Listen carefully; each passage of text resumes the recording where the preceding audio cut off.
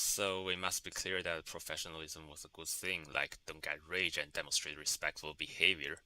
I'm aware that in the past, some women workers got harassed by male supervisors, and the movie stereotypes are quite true. So hiding your heart under the sleeve is crucial, as rage don't really help. And speaking English also matters since some people don't feel comfortable when foreign languages are spoken. But I wonder if the word is actually losing its meaning nowadays. Is professionalism actually becoming euphony for taking shit? So I got called unprofessional once during an interview for not having enough understanding of the company. Seriously, how the fuck do I know before I start working here?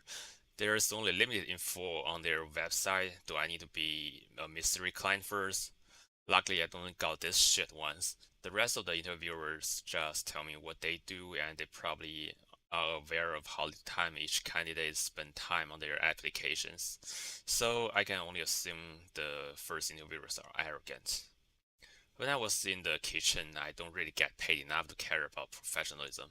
I have to tolerate bullies and demands from the older workers that takes my lunch break away for quote unquote helping them. I'm glad weed is legal at my place since I need those for heartbreak after work. I also felt the chronic damage, like how I lost some hearing due to noise, and the only thing I could do when I back to my place laying down. Seriously, the cooker in the kitchen should be drunk proof instead of the foolproof. The management don't really care about this and don't take the complaints seriously, probably because the adept worker is more valuable. Now I really get why people go to OnlyFans, which actually probably harms less. I'm glad I quit early or I probably have more experience other than customer service experience. I had an scheduled appointment in the hospital. The process takes longer than expected, and the medical receptionist is trying to be nice to me, even though they are taking like 12-hour shift. Since I'm with a private insurance company, it just took longer to getting my thing done. I can clearly see her eye bags and she's on autopilot. The system is not designed for taking private insurance providers, and she had to apologize for the problem she did not cause. I actually don't think the medical professionals should go into the customer services. Lady, I salute to you for being nice to me. You are doing your work beyond your duty. So now let's back to the question.